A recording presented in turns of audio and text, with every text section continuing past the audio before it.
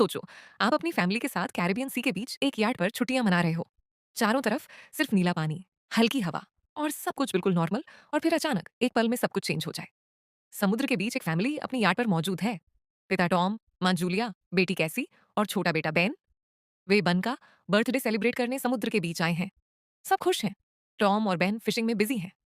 कैसी हेडफोन लगाकर म्यूजिक सुन रही है और जूलिया स्विम करने के लिए पानी में उतर जाती है। शुरुआत में सब नॉर्मल लगता है। जूलिया आराम से पानी पर तैर रही होती है। तभी उसे अचानक अजीब सा फील होता है, जैसे उसके आसपास कोई बहुत बड़ी चीज मूव कर रही हो। वह इधर उधर देखती है, लेकिन उसे कुछ दिखाई नहीं देता। वो खुद को समझाती है कि शायद उसका इल्यूजन होगा। कुछ सेकंड्स बाद वही स्ट्रेंज फीलिंग फिर से होती है।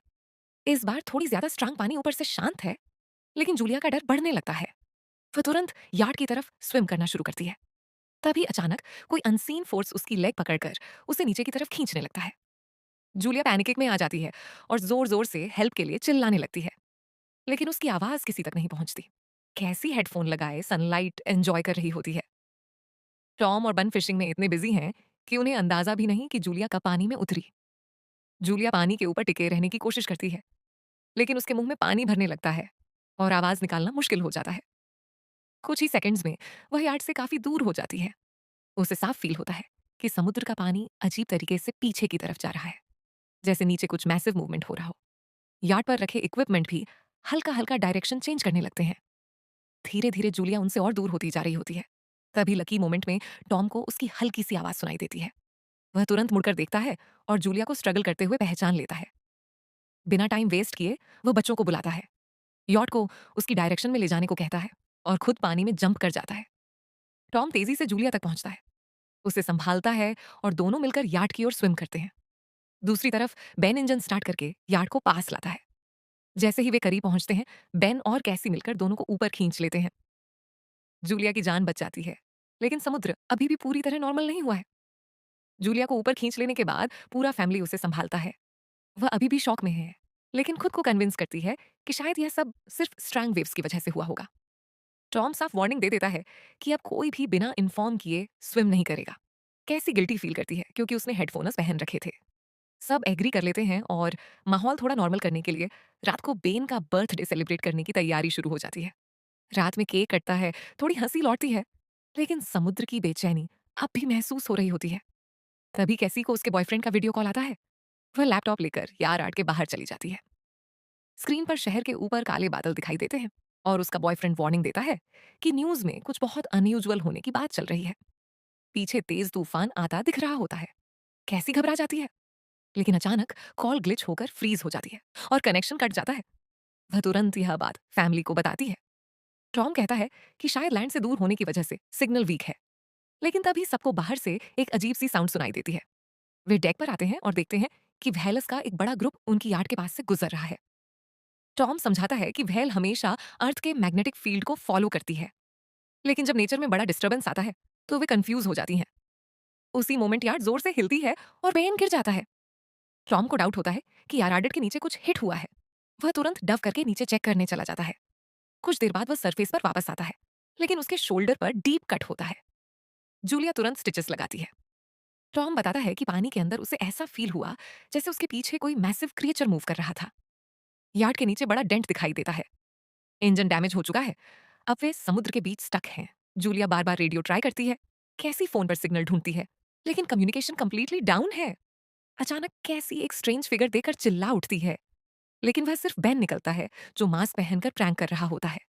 रेडियो पर एक टूटी फूटी आवाज सुनाई देती है, लेकिन क्लैरिटी इतनी खराब है कि कुछ समझ नहीं आता। तभी रडार पर कुछ डिटेक्ट होता है और एक अजीब हाई पिचड साउंड सुनाई देती है। पूरा फैमिली बाहर दौड़कर आता है और शॉक में देखता है कि आसमान से आग के गोले गिर रहे हैं। पहले वे उन्हें मीटियर समझते हैं। जहां जहां वे गिरते हैं वहां ह्यूज एक्सप्लोजन होते हैं। एक ऑब्जेक्ट उनके काफी पास पानी में गिरता है। टॉम तुरंत इंजन स्टार्ट करने की कोशिश करता है। इंजन मुश्किल से चलता है, लेकिन तभी एक और ऑब्जेक्ट उस एरिया को हिट करता है। याचर जोर से हिलती है और फैमिली एक दूसरे को कसकर पकड़ लेती है। उसी मोमेंट टॉम को समझ आता है कि ये मिड एयर नहीं है, ये सैटेलाइट है। और अगर सैटेलाइट गिर रही है तो दुनिया में कुछ बहुत बड़ा ऑलरेडी हो चुका है। उसी पल बेन नोटिस करता है कि आज के पीछे से धुआं निकल रहा है। टॉम तुरंत चेक करता है और कंफर्म हो जाता है कि इंजन पूरी तरह खराब हो चुका है। हवा अचानक तेज होने लगती है और फैमिली अंदर कैबिन में छुप जाती है। किसी का ध्यान नहीं जाता कि कंपास बहुत तेजी से घूम रहा है, जैसे डायरेक्शन खुद बदल रही हो। यार्ड जोर-जोर से हिलने लगती है। बेन फिर से गिर जाता है और इस बार उसे चोट भी लग जाती है। लहरें तेजी से यार्ड से टकरा रही होती हैं। टॉम स्ट्रगल करते हुए बाहर जाता है और लाइफ जैकेट्स लेकर आता है। तभी पावर चली जाती है और पूरा कैबिन अंधेरे में डूब जाता है। टॉम तुरंत पावर बॉक्स का बटन दबाता है और लाइट्स वापस आ जाती हैं। उसी वक्त बेन देखता है कि जूलिया की नाक से खून बह रहा है। जूलिया को चक्कर आने लगते हैं। कैसी सिंक तक भागती है और उल्टी कर देती है। टॉम लगातार रेडियो ट्राई करता रहता है, लेकिन कोई सिग्नल नहीं मिलता। तभी अचानक एक तेज हाई पिच नॉइज गूंजती है और हवा और भी स्ट्रांग हो जाती है। जूलिया दरवाजे बंद करने की कोशिश करती है, लेकिन एक हज खुल जाता है और हवा खिड़कियां तोड़ने लगती है। टॉम एक फ्लेयर जलाता है। कुछ पल बाद पूरा अंधेरा छा जाता है और फिर एक भयानक झटका सब कुछ हिलता है। एक जोरदार आवाज गूंजती है और पूरा फैमिली बेहोश हो जाता है। जब उन्हें होश आता है वे जिंदा हैं। उन्हें चोटें लगी हैं। यार्ड में छोटे बड़े होलस हो चुके हैं, लेकिन अंदर पानी नहीं आ रहा। सब शौक में बाहर निकलते हैं और जो नजारा सामने होता है वह किसी नाइटमेयर से कम नहीं, समुद्र गायब हो चुका है। यार्ड अब जमीन पर अटकी हुई है। चारों तरफ सूखी समुद्री जमीन, बिखरी मछलियां, गड्ढे और पहाड़ जैसे उभरे हुए हिस्से, जैसे वे किसी दूसरी दुनिया में आ गए हों। जहां कल रात तक पानी था, वहां अब सूखी धरती फैली है। कैसी फोन पर सिग्नल चेक करती है, लेकिन नेटवर्क पूरी तरह डाउन है। बंदो मरे हुए केकड़ों को देखता है और समझ नहीं पाता कि यह क्या हो गया। टॉम कंपास निकालता है और देखता है कि वह उल्टा हो चुका है। नॉर्थ पोल और साउथ पोल की पोजीशन रिवर्स हो चुकी है। इसी वजह से समुद्र का सारा पानी दूसरी तरफ शिफ्ट हो गया है। टॉम समझाता है कि जहां पहले लोग जमीन पर रहते थे, वहां अब समुद्र होगा और जो लोग वहां थे शायद बच नहीं पाए। ये सुनकर कैसी टूट जाती है। उसे यकीन हो जाता है कि उसका बॉयफ्रेंड अब इस दुनिया में नहीं रहा। वह कैबिन में खुद को बंद कर लेती है और अब उन्हें समझ आने लगता है कि जो कुछ हुआ है वह सिर्फ एक स्टॉर्म नहीं था, ये पूरी दुनिया के लेवल का चेंज था। कैसी अपने दर्द में टूट चुकी होती है। जब जूलिया उसे समझाने की कोशिश करती है तो वह उसे दूर कर देती है और अकेले छुपने चली जाती है। इधर जूलिया और टॉम बची हुई सप्लाई चेक करते हैं। उनके पास लिमिटेड फूड और वाटर बचा है। बेन अपने बर्थडे बैलून को एक पत्थर से बांधकर हवा में छोड़ देता है, इस उम्मीद में कि शायद कोई सर्वाइवर उन्हें देख ले। टॉम एक बार फिर रेडियो ट्राई करता है। इस बार अनएक्सपेक्टेड तरीके से सिग्नल कनेक्ट हो जाता है। दूसरी तरफ एक आदमी की आवाज सुनाई देती है। उसका नाम नाव है और वह एक सबमरीन का कैप्टन है। उसकी सबमरीन भी सूखी जमीन पर अटकी हुई है। वह कंफर्म करता है कि अर्थ के मैग्नेटिक पोल रिवर्स हो गए हैं। इसी वजह से ओशन पीछे हट गया है और जमीन डूब गई है। वह बताता है कि कम्युनिकेशन सिस्टम्स पूरी तरह डाउन है और उसने अभी तक कोई और सर्वाइवर्स नहीं देखे। सबसे डराने वाली बात वह ये बताता है कि पॉल्स दोबारा रिवर्स होंगे और लगभग एक हफ्ते में समुद्र अपनी जगह वापस आ जाएगा। लेकिन जब पानी लौटेगा तो उसकी लहरें बेहद खतरनाक होंगी। कैप्टन वर्न करता है कि जितनी जल्दी हो सके ऊंची जगह पर पहुंचो, क्योंकि लो ग्राउंड पर कोई नहीं बचेगा। वह बताता है कि क्रैश में उसका पार्टनर मारा गया और सबमरीन में सिर्फ 3 लोगों की जगह है। ये सुनकर टॉम और जूलिया अपने बच्चों के लिए रिक्वेस्ट करते हैं। वे कैप्टन से कहते हैं कि किसी तरह उनके बच्चों को बचा ले। कैप्टन कोऑर्डिनेट्स देता है। टॉम कैलकुलेशन करता है कि वहां तक पहुंचने में लगभग 2 से 3 दिन लगेंगे। वह फैमिली से कहता है कि आज रात रेस्ट करो, सुबह निकलना होगा। अगली सुबह फैमिली अपना सामान पैक कर रही होती है। तभी टॉम को पास में कुछ मूवमेंट दिखाई देता है। एक लंगड़ा आदमी हाथ में हारपून लिए, साथ में एक कुत्ता जो लगातार भौंक रहा है। टॉम उसे घायल समझकर हेल्प करने आगे बढ़ता है। वह पानी की बोतल देता है। वह आदमी अजीब लैंग्वेज में कुछ बोलता है जो टॉम समझ नहीं पाता। लेकिन जैसे ही वह पानी पीता है, अचानक बोतल से टॉम के सिर पर वार करता है और चेहरे पर जोरदार किक मार देता है। कुछ ही पल में सिचुएशन बदल जाती है जिसे टॉम हेल्प समझ रहा था। वह असल में मौत लेकर आया था। जूलिया डर के मारे भागती है, लेकिन तब तक देर हो चुकी होती है। वह आदमी टॉम के पेट में हारपून घुसा चुका होता है। टॉम कुछ पल तड़पता है और फिर वह दरिंदा उसकी गर्दन काट देता है। सब कुछ कुछ ही सेकंड्स में खत्म हो जाता है। अब वह आदमी जूलिया के पीछे दौड़ता है और हारपून फेंकता है, जो उसके शोल्डर में लग जाता है। दर्द के बावजूद जूलिया खुद को संभालती है और यार्ड के अंदर भागती है। वह तुरंत कैबिन में बच्चों को छुपने के लिए कहती है। दरवाजा लॉक करती है। कैसी और बेन सोफे के अंदर छुप जाते हैं।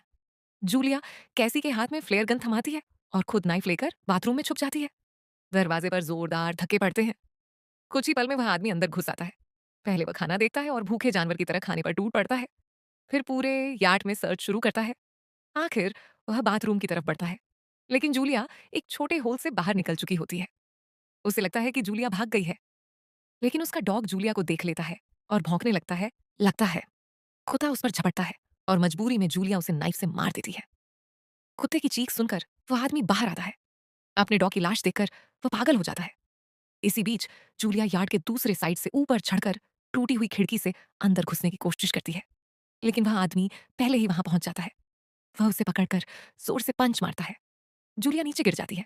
वह फर्नीचर पकड़कर खुद को बचाने की कोशिश करती है, लेकिन वह उसे लात मारकर दूर फेंक देता है। वह उसकी कलाई पर पैर रखता है ताकि नाइफ छूट जाए। उसके बाल पकड़कर चेहरा जमीन पर दे मारता है और सोफे पर फेंक कर गला दबाने लगता है। कैबिन में छुपे बच्चे ये सब देख रहे होते हैं।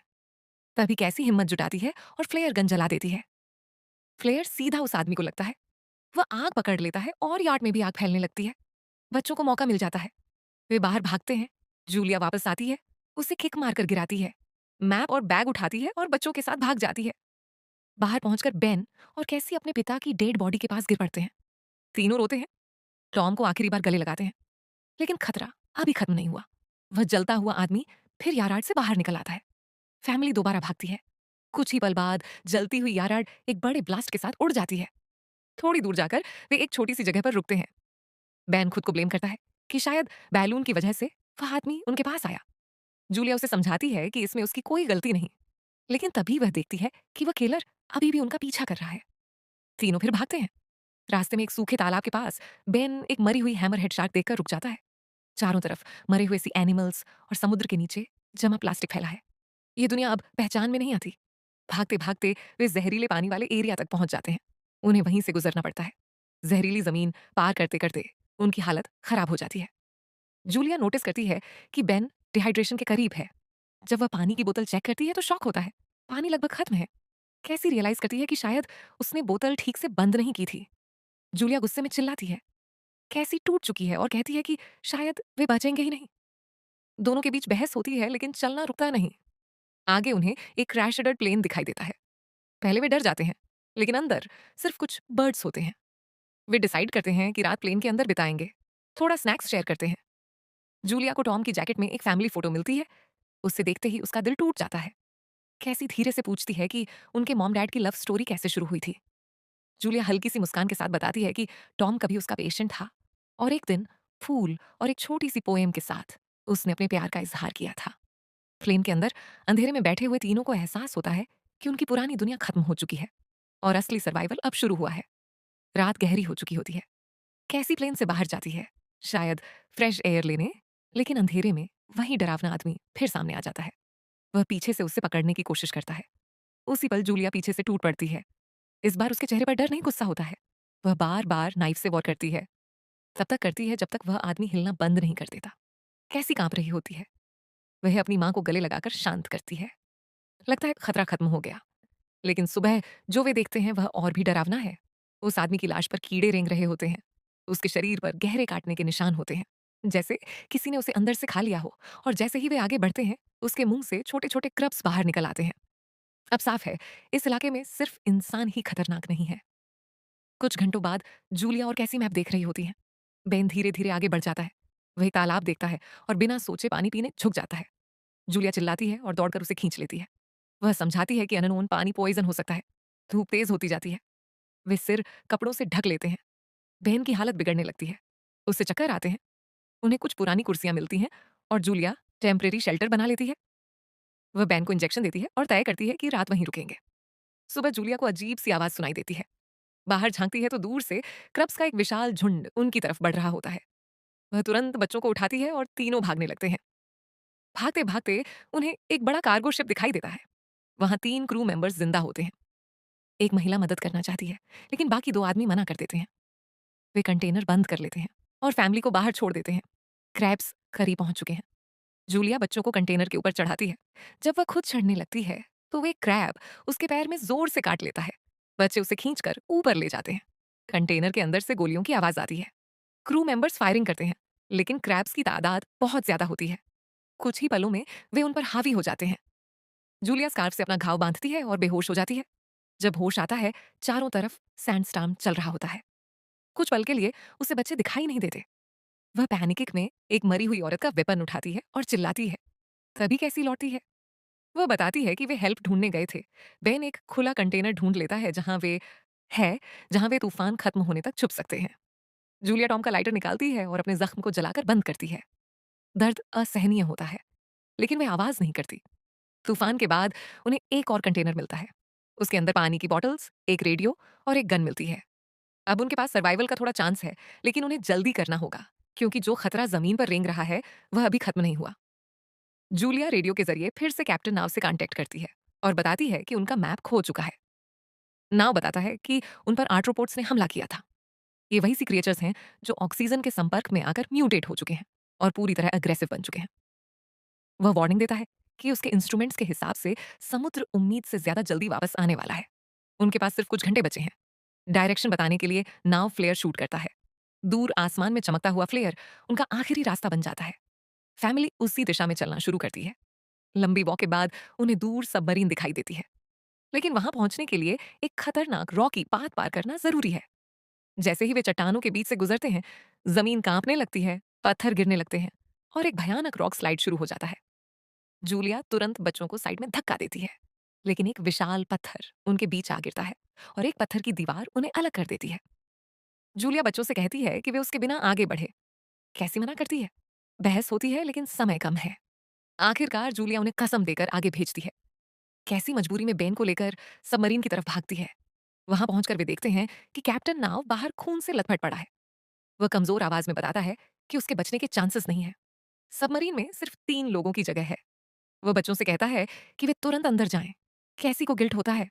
वह अपनी मां को छोड़कर अंदर नहीं जाना चाहती। वह वापस दौड़ती है। इधर जूलिया देखती है कि क्रब्स का विशाल झुंड उसकी तरफ बढ़ रहा है। वह गन उठाकर फायरिंग शुरू करती है। कई क्रब्स गिरते हैं, लेकिन उनकी तादाद बहुत ज्यादा है। उसी वक्त ऊपर से कैसी हाथ बढ़ाती है। जूलिया अपने घायल पैर के बावजूद चढ़ने लगती है। कैसी उसे खींचकर ऊपर ले आती है। तीनों सबमरीन की तरफ दौड़ते हैं। बेन ऊपर खड़ा होकर फायरिंग करता है ताकि क्रैब्स पास ना आ सके। जैसे ही फैमिली अंदर पहुंचती है, जूलिया आखिरी बुलेट्स तक फायरिंग करती है। जब एमो खत्म हो जाती है, वह गन फेंक देती है और हैच बंद कर देती है। बाहर क्रब्स सबमरीन के बॉडी पर चढ़कर उसे काटने लगते हैं और तभी धरती कांपती है। समुद्र वापस लौट रहा है। दूर से एक सैकड़ों मीटर ऊंची लहर उनकी तरफ बढ़ती है।